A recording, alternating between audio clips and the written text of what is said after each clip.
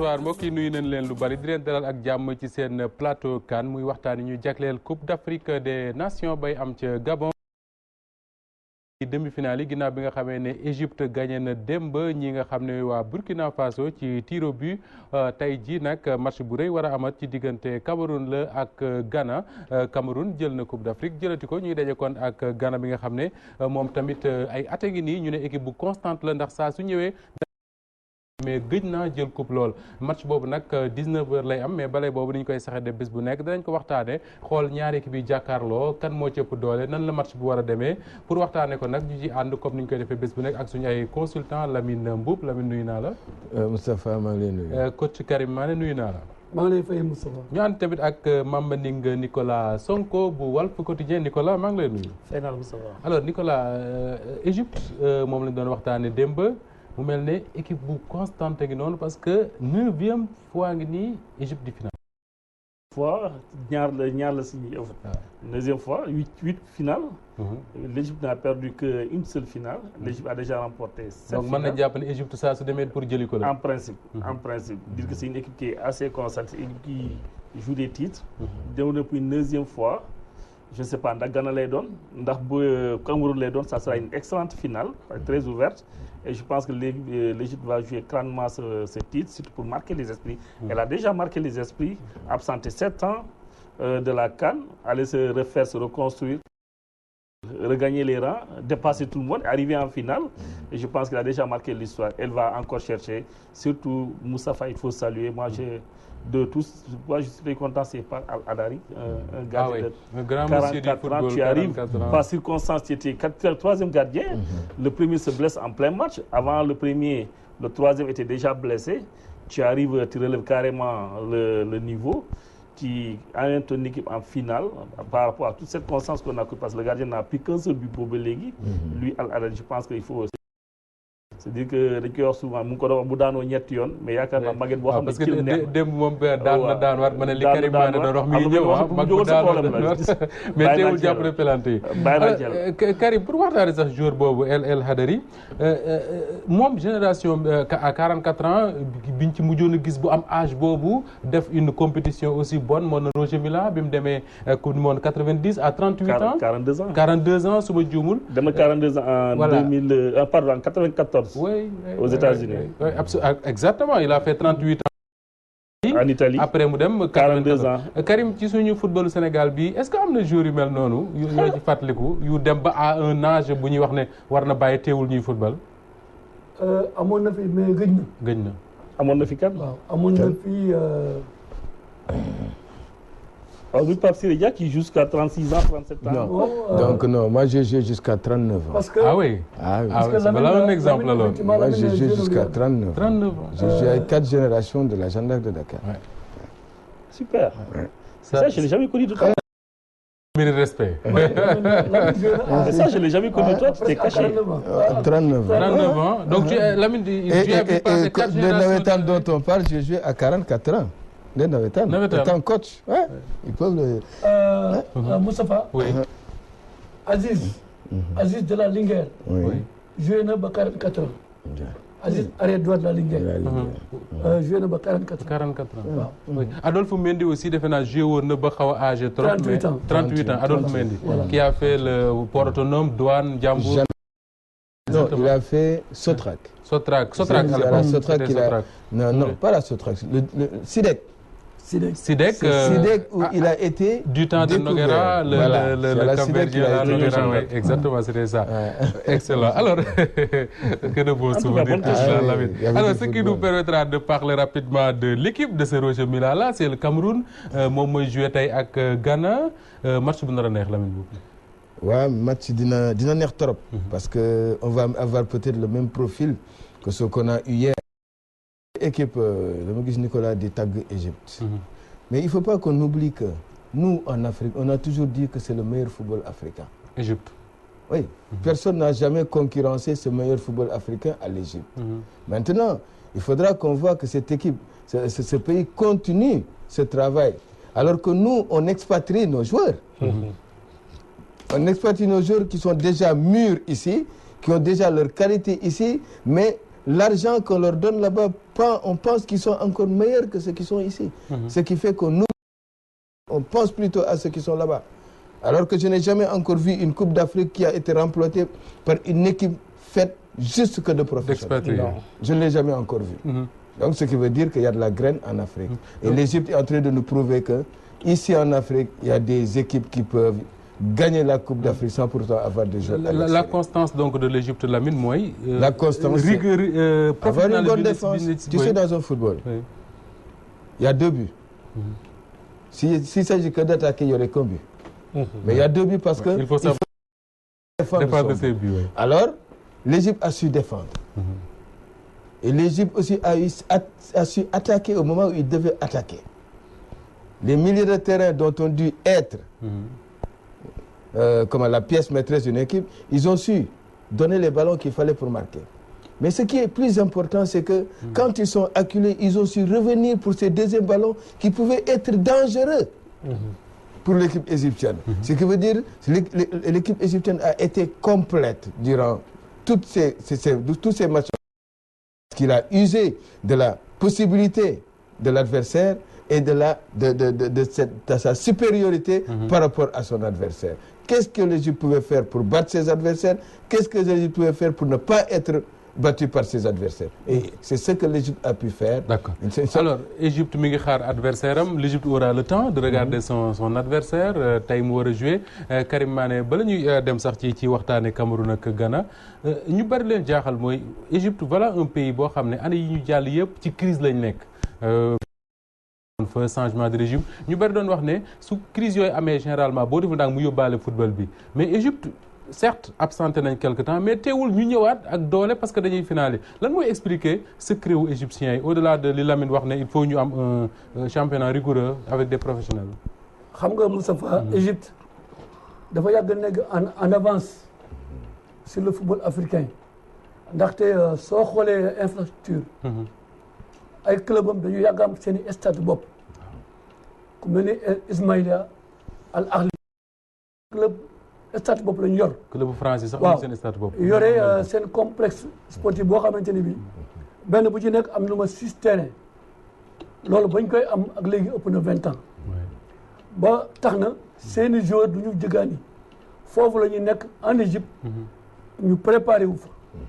ba pare nag dañoo yàgg am de grands techniciens ku ci mel ni Mahmoud El Gouari. bi nga xamante ni moo teg lay ñetti coupe d'Afrique yi. donc Égypte pendant que gars yi di fontu ñoom ñu ngi liggéey. da ko permettre mu gën a defaru. ba nga xamante ne bi ñëwaat te moom bu ñëwee rek pour jël la de. bu ñëwee pour gagner la. pour gagner la bu ñëwee du pour ndóol. te ñëwaayam bi dafa ñëw ak beneen mandarga boo xam ne tàmmuñu ko ci Égypte ndaxte Égypte dafa mos a amee une équipe conquérante offensive à souhait mais bii bu ñu tey dafa indi leneen di déglu dafa indi beneen approche football ci jamono ji ñu toll la nga xam ne moom lañ daan xeex muy réalisme maanaam indiwul football bu spectaculaire ba nga xamante ne bii moom lañ daan def ñoom Abou Trika et autres.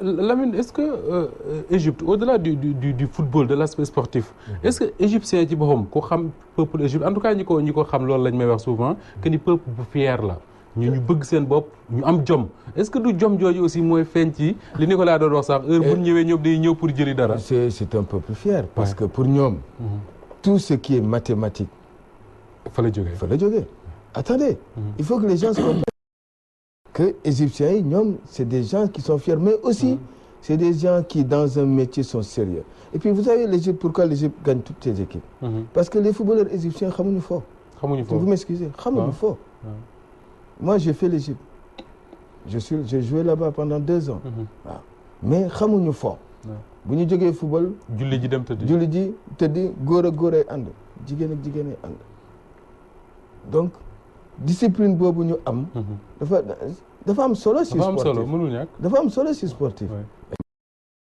tey boo demoon si égyptiens yi ku si amul jabar musoo xam nu jigéen nag waaw donc déjà kooku dafa nekk benn atout boo xam ni moo tax gis nga rigueur défensive bi ñuy wax doole bi ñuy wax dafa nekk si ñoom Non, c'est un grand peuple, l'Égypte. Nicolas, qu'est-ce que tu Non, on fais se comprend mieux. En tout cas, ce qui est dit, c'est quand tout peuple s'identifie par rapport à son histoire, par rapport à son passé. Oui, et quand tu creuses l'histoire, on parle toujours de l'Égypte. C'est un pays qui n'a il n'a rien ramassé. Il a travaillé pour mériter ce qu'il a. Et je pense que l'identité de l'Égyptien en soi, qui dans l'acte et dans l'ardeur, est toujours présent dans la tâche. Je pense que c'est ça le jeu égyptien. Il faut se rappeler encore de cette image de la demi-finale contre le Sénégal. Mido, c'est vrai, on me dira que c'est un peu indiscipliné, excusez-moi le comportement, mais c'est parce que c'est la fierté d'être sur le front pour aller faire qualifier son pays en finale. C'est pourquoi il ne voulait pas sortir ce jour-là. Mais quand il est sorti, pas accepté. Parce que aussi, il faut être poli. Ça, je peux te le dire. On peut être fier, mais poli aussi. Tout à fait. Et, voilà. Et puis l'action, on peut le blâmer par rapport à ça. Mais quand il est sorti, le jour qu'il a remplacé tout de suite, l'action qui a suivi, c'était le corner. C'est celui-là qui a mis le but, le deuxième but égyptien contre le Sénégal. Ça veut tout dire. Montrant qu'on est déterminé et engagé dans l'action. Et je pense que c'est ce qui fait la différence avec les autres. Alors, et vous l'avez dit tantôt, quand les gens ont cru que le Brésil, je sais pas, l'Égypte était dans une situation difficile. La dernière fois qu'ici, l'équipe nationale junior de l'Égypte, bien que l'Égypte n'était pas là en 2012, l'Égypte n'était pas là en 2013, l'Égypte n'était pas là en 2015, mais l'équipe nationale junior depuis 2012-2011 était sur le front de la scène africaine, de la scène internationale.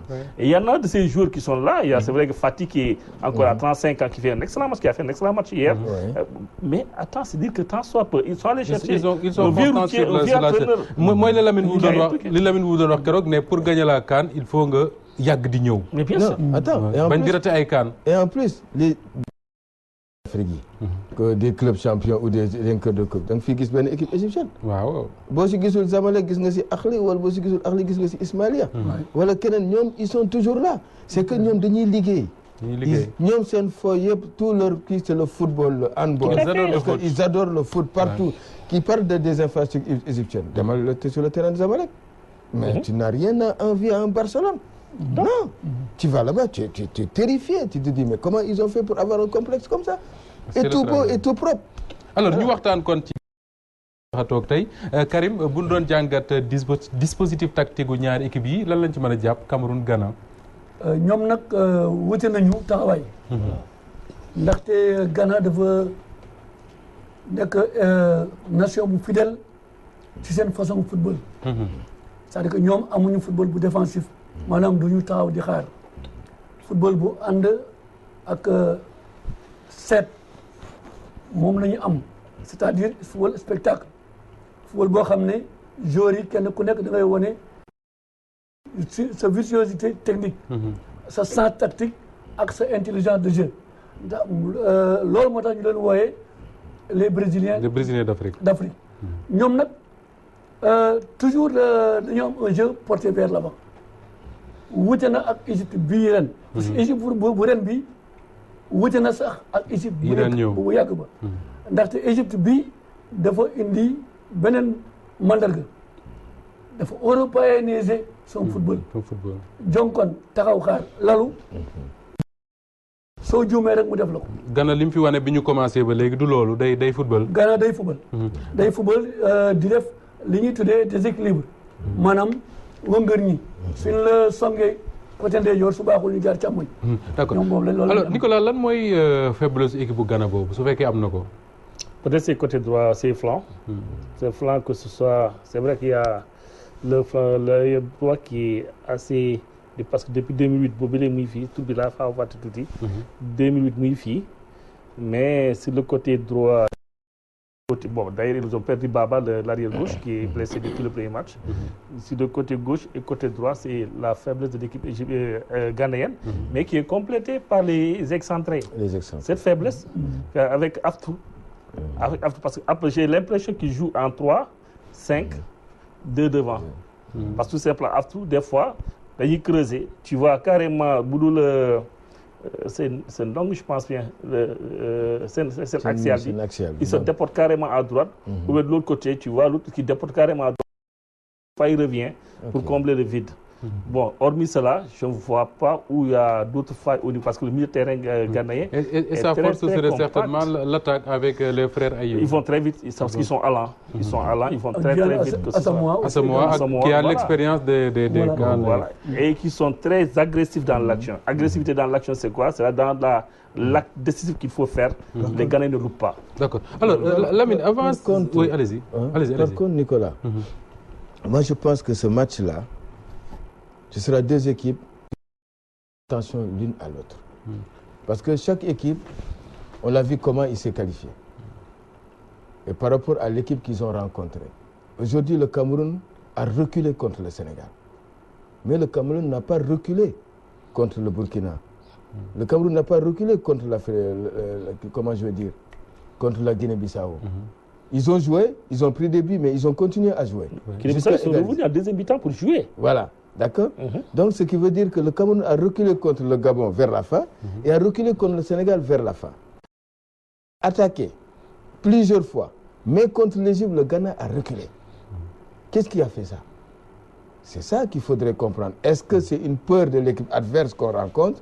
Est-ce que c'est la stratégie d'attaque qui va nous faire peur? Il faudrait qu'on essaie de colmater pour ne pas les laisser trop libres. Comme, par exemple, ils ont fait les Ghanéens, les Égyptiens. Vous voyez comment ils ont fait à Atsou? Ils l'ont bloqué pour qu'ils ne puissent pas... On n'a pas vu André Ayew. D'accord? Donc, je pense que les Camerounais viendront peut-être avec leur force, mais s'il y a une liberté d'expression, ils vont avoir des problèmes. Karim Mané nee na ma démb Cameroun ku ko yaakaar ci ni mu footballoon ak Sénégal di nga réer ndax du taxaw. du taxaw ils vont venir jouer. loolu moom duñ taxaw tey moom. waaw dañu ragaloon Sénégal par rapport à ses individualités. Peut-être qu'ils vont faire la même chose avec Atsou. Parce que bu ñuy xool benn Atsou moo dangereux fait. Alors que Sénégal dafa amoon 50 jours yu dangereux. yaa ngi dégg donc il fallait se préparer. André Ayew c'est un régulateur. C'est un chef, c'est un patron, mais c'est de ruse qu'il joue. Il y a son frère virevoltant qui peut dribbler tout le terrain et qui peut faire ce qu'il veut. Donc ce sera un match où chaque équipe aura la possibilité de pouvoir gagner l'autre. C'est pour ça qu'on dira, attention, les deux équipes vont certainement essayer de ne pas perdre, comme l'a fait l'Égypte. Essayer de ne pas perdre plutôt que d'essayer de gagner et perdre. D'accord. Alors Lamine a fini de faire l'analyse du parcours des deux équipes ku ci nekk ni nga ñëwee ba fii Karim Mané seetlu bi mooy li Lamine wax bokkuñu toujours ñuy footballé il joue en fonction de adversaire bi ñuy jàkkaar lool. ji lan nga gis ne moo mën a nekk faiblesse am ci match bi mu jëm. su taxawee xaar rek. comme ni mu def Sénégal du ko jig. du ko jig waaw parce que jig na ko benn yoon du ko jigaat. jig na ko benn yoon mais mënatu ko jig. ba tax na ni mu ko gisee ragal bi ñuy ragaloon Sénégal. fekku leen ci Ghana bii ndaxte dañ ko jël comme nattangoo. donc ñoo ko mujj a gagné sax en 2008 demi-finale la woon. te xam nga entraîneur yi dañu muus. match bu nekk ak nuñ koy footballé. match Sénégal bi il fallait que mu joué ko noonu parce que ñemewuñu xam waaye mu lal ay pexeem yàlla génne ko ci. mais bii nag day indi leneen kooku moom xam naa ne. surtout que ñaari entraîneurs yu am expérience. day indi leneen pour mën a teel a lijjanti match bi. ndaxte soo xoolee Cameroun am na joueurs yu baax ci kanam. am na joueurs yu baax également ci diggi terrain bi amuñu tour nag loolu moo jaaxaloon nit ñi. mais équipe la boo xamante ne bii aussi am na organisation bu baax bu rigide. boo xamante ne bii dañoo naqaree déstabiliser te it am nañu mouvement boo xamante ne buñ ko. D'accord alors Nicolas est-ce que Cameroun joxewul impression wu Portugal ci Euro bii ñu passé Cameroun 4 matchs la joué ñaari nul ñaari victoire benn rek la gagné ci 90 minutes yi muy contre Guinée-Bissau ñu bari ne Cameroun amul niveau bi amul doole ji Lamine Boub teeloon ñu avertir ne def leen attention ci Cameroun. Portugal ak Cristiano Ronaldo bi ñuy football Coupe d'Europe bi aussi c'était comme ça les gens disaient que cette équipe-là ne mérite même pas d'aller au deuxième tour parce que footballuñ fi dara finalement ñu jël coupe ba yóbbu. Est-ce que Cameroun mënuñu ragal loolu ci moom. mais forcément même parcours la. même pas tu sais la différence c'est que Moustapha bi ñu nekkee phase de poule. de 3 matchs laay joué. nombre de points yi may am ma nekk deuxième premier ma qualifié une fois bi ñu match éliminatoire c'est-à-dire 8e de finale. foofu tolloo nañu c'est-à-dire nga pare premier. kii nekk premier kii nekk deuxième. une fois en phase en 8e de finale amatu kii mooy premier amatu kii mooy deuxième. parce que la preuve. Cameroun ba rang à la poule A. Deuxième la ñëw gagné Sénégal premier. Actuellement Cameroun est en demi-finale de Coupe d'Afrique. Le Sénégal qui était premier. Ghana aussi premier. Est revenu à la maison pareillement. Ce qui veut dire qu'il n'y a pas de calcul. Les gens jouent un match de coupe. Il faut gagner pour aller de l'avant. Et je m'attends à ce que ce match-là soit un match ouvert. Parce que les Camerounais, comme on l'a souligné, n'ont plus rien à gagner. Le gars, il est venu avec l'équipe Colmoté où il y a 8 absents qui étaient titulaires, qui ne sont pas venus pour des raisons qui sont propres. N'empêche, ceux-là qui étaient supposés, je n'aime pas bien le terme, qu'on appelait coiffeurs, sont arrivés, ils ont prouvé qu'on peut faire mieux, on peut représenter dignement ce pays. Voilà qu'on est en demi-finale. Une fois en demi-finale, écoutez, je ferme les yeux, je vais en finale. Qui connaît les Camerounais par rapport à... Le Camerounais, c'est pas l'histoire, c'est qu'on a dit des Égyptiens, c'est propre aux Camerounais. Les Camerounais, une fois au front, ils se donnent à fond pour mériter un titre. Lamine. Je voulais venir, Nicolas, maintenant au Cameroun. Si ces gosses-là arrivent à gagner la Coupe d'Afrique et qu'ils vont en éliminatoire de la Coupe du Monde, donc ces gars-là seront sur le banc. Ceux qui ont refusé. Donc, ce qui veut dire que... Salif Diallo nous a donné une information importante. Hier, il a dit que... devenir des remplaçants. Parce que cette équipe, il ne faut pas la changer. Nicolas, Salif Diallo a dit hier ici... Là, il nous a dit que l'entraîneur camerounais, il y a d'anciens joueurs camerounais qui ont dit que tous ceux qui ont refusé de venir à la CAN, il ne faut plus les rappeler. Et l'entraîneur a tenu à dire la porte reste ouverte pour tout le monde. J'ai dit, est-ce qu'ils vont être titulaires ou remplaçants? Non, je pense Moustapha, là, ça a été une réponse diplomatique. Parce qu'il ne peut pas se mettre devant la télé, devant la face du monde, et dire qu'ils ne vont plus revenir parce que les gens sont fait les preuves. Mais là, je donne l'exemple de Nyankoulma du Burkina. Je donne l'exemple du Togo qui était sans club. Je peux donner autant parce qu'il y a 12 joueurs qui étaient en Coupe d'Afrique qui ont changé de club ou qui ont eu un autre contrat. Moustapha, on ne peut pas refuser d'aller défendre les couleurs de son pays au fond. Les joueurs, ils ont fauté. Aujourd'hui, l'entraîneur ne peut pas rester à la face du monde et dire que non, je ne vais plus les prendre.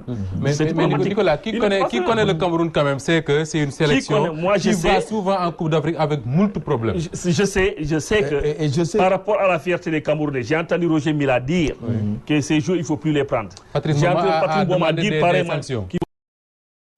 Et je suis sûr et certain que le peuple du Cameroun ne va jamais pardonner à ces joueurs qui ont refusé d'aller en Coupe d'Afrique pour les défendre. Mais il y a un petit problème que j'ai entendu, qu'ils ont dit qu'ils ne vont pas jouer contre le Ghana si les primes ne sont pas valorisées. Ça, c'est le Cameroun. Ils vont en CAN toujours avec des problèmes. Mais ça, c'est un problème. Mais ce qu'il y a de positif dans tout ça, Lamine, c'est que quand on regarde le parcours des Camerounais, malgré les problèmes de vestiaire, les problèmes de primes, d'intendance et tout, quand ils sont sur le terrain, comme dit Nicolas, on a l'impression que tout se passe bien. Est-ce que ce n'est pas valorisé avant? Parce que peut-être qu'au niveau du Cameroun, on les a dit, écoutez, vous y allez, mais vous n'allez pas revenir. Vous n'allez pas revenir avec le trophée. Est-ce que c'est parce qu'ils ont senti qu'ils étaient dévalorisés qu'ils sont arrivés maintenant ils demandent à être valorisés. Absolument. Mais c'est ça le problème. Alors, Karim, pour parler du Ghana, alors, Ghana, nous sommes 6e demi-finale de round. Ghana, Nicolas Égypte, à chaque fois, vous pour dire le coupe, mais Ghana, au moins pour une demi-finale. Mais depuis 82, Ghana mënul gagner cette coupe là. 35 ans après. waaw loolu moom jaaxal na leen. waaye dama ragal ne ren ji dinañ vaincre le signe indien. ñoom Ghana. waaw ndaxte équipe bi day jouer enthousiasme surtout les frères Aye. ñooñu dañuy jonge mën nañu lijjanti lu ne. te sur un match Ghana yi mën nañu jàll Cameroun pour en fait dem jëli coupe. Mais coach, un match n'est jamais joué à l'avance. Non, pas du tout. C'est parce que la victoire, ça va être difficile. C'est vrai, il y a plus de sérénité du côté du Ghana. Il y a plus de sérénité. Histoire, pour qui aime l'identifier. Kouham Ghanéen, c'est quelqu'un de très discipliné. Beaucoup. C'est vrai qu'il est regrettable que le Cameroun a gagné une demi-finale. Bon, qu'on leur donne des prix, il a revaloriser. Je pense que ça peut se régler. Pour revenir, pourquoi il faut magnifier cette équipe du Sénégal? Il est regrettable qu'on perde en quart de finale. Moustapha, pour la petite histoire, quand l'équipe a gagné pour se qualifier, déjà qualifié en Coupe d'Afrique, Maître Augustin, dans les courses, avait appelé tout le monde en réunion pour discuter des primes. Mais quand le sujet a été posé, on attendait que le capitaine, comment il s'appelle, Chokouyaté, Kara moo njëkkee baaraama jóg président lii moo tax ngeen woo ñu jaru ko décidé ngeen seet li jaar yoon rek ngeen defal ñu ko ñëpp jóg tàccandoo. Ils sont partis. C'est pourquoi je pense que on peut pas aller sur la scène internationale. On peut pas aller à un match du genre en demi-finale qu'on pose des questions de pécune. C'est le seul regret que j'ai là-dessus. Et on n'entend pas ça du côté. Tu connais le Cameroun. Tu sais que le Cameroun ne va pas à une compétition sans problème. De toute façon, moi je pense que c'est parce qu'ils ont toujours eu ces problèmes. Là, il y a un syndrome qui ils ont qui toujours fait mal. le problème de dirigeants. Parce que c'est les dirigeants africains, il y a un syndrome qui fait mal. Parce qu'aujourd'hui, quand je revois le Zaïre, qui est allé en Coupe du Monde et qui prenait 7-0, 10-0, et qu'on te raconte après l'histoire du Zaïre, pourquoi cela, et que tu comprennes que ce sont les dirigeants qui sont partis, qui ont laissé l'équipe comme ça. Oui. Ils ont pris l'argent du pays, ils l'ont dilapidé. Comme ça, les joueurs n'ont rien touché. Alors, quand tu penses à ça, tu te dis, mais, les premiers acteurs. Mais c'est grave. C'est grave. Et toujours, il y a toujours avec les Africains. Tout à fait. Ça ne se pose pas dans certains pays africains. Certains pays africains. Et ça, c'est pas normal. C'est pas normal. Pas normal. C'est des gens, c'est le seul métier. C'est le seul métier où la personne utilise tout son corps. Tout à fait. Avec tous les risques. Et où tu n'as pas de retraite. Et tu n'as pas de retraite. Alors ils se battent et tu ne veux pas leur donner ce qu'ils méritent. Ça, on l'oublie très vite. La carrière d'un footballeur, ça passe très très vite. Et il y a pas de retraite. On ne va pas leur donner ce qu'ils méritent. C'est pas comme le fonctionnaire qui va jusqu'à 60 ans. Le football, c'est à 35 ans. Qui n'utilise que sa cervelle, qui se repose, qui dort comme il veut. Alors, il nous reste juste quelques minutes. Lan mooy clé wu match bi ñu jëm léegi. Match bi du nekk loo xam ne dañuy sóobu kenn ku ci nekk déedéet. gëm naa ne ku nekk di nga jàng sa morom. taxaw xool lu mu andi. parce que du nekk match score. donc ku ci gën a indi indiscipline tactique da ngay ñàkk sa match. parce que boo xoolee ñaari entraîneurs yu mag la. parce que ñooy doyen des entraîneurs en Afrique. ñoo daje donc ku ci nekk di nga jéem a woon sa morom que ne man mi la dama bëri ay tàkk-tàkk. donc ci biir loolu. waaye nag match bi dina neex. ndaxte le football africain quand même. dañu mën bés sax ñaari équipe yëpp nag. dañu mën bés. te bés bi dafa nekk bés boo xamante ne bii ku ci xës ba jàll rek yegg nga foo xamante ne bii. tout est possible. waaw tout est possible moom ku gañe tey moom coupe bi bu la neexee yaakaar di nga ko fanaanoo parce que lu ne mën naa am. Nicolas est-ce que ñi ngi duñ Ibrahima Ndiaye mi ngi koy rappelé sànq que ni seetlu bi mooy Cameroun bi mu commencé ba léegi du même équipe lay footballé. du changé tey est-ce que yaakaaroo ne Vincent Aboubacar mën na régler mbir mi. dem maa ko doon wax. je m'attends à ce qu'il le titularise parce que les faits vont jouer. Il va se dire qu'il est en train de faire une bonne période contre le Sénégal. Il faut le rappeler. Il a eu je ne sais pas 2 balles de but. Malheureusement c'est pas entré. Il a eu à mettre le dernier penalty. Il a donné de la confiance. Et là le garçon est en confiance. Pourquoi ne pas partir ce garçon-là au front de l'attaque pour faire la différence contre le Ghana? Parce que, comme on l'a tout de suite, si le Ghana se permet à 3, attention. Parce qu'on ne parle pas trop de Mukanjo. On ne parle pas trop. Mais nous qui suivons un peu bien le championnat français à Lorient, c'est vrai que Lorient, on me dira, est carrément dernier. C'est un bon buteur. C'est un très bon buteur. Et surtout là, c'est le joueur. C'est lui qui joue. Il joue comme 2009, 2010, on me dira. Mais c'est le pourvoyeur de balle. C'est lui qui fait venir les ballons. C'est lui qui est tranchant au niveau de l'attaque. Et je pense que là, il se comporte en véritable leader de cette équipe. Les gens se disaient qu'après Eto'o, est-ce qu'il y aura un leader comme ça? Mais je crois que... Le garçon est en train de grandir. Il est en train de grandir. Mais attends-toi qu'il soit associé.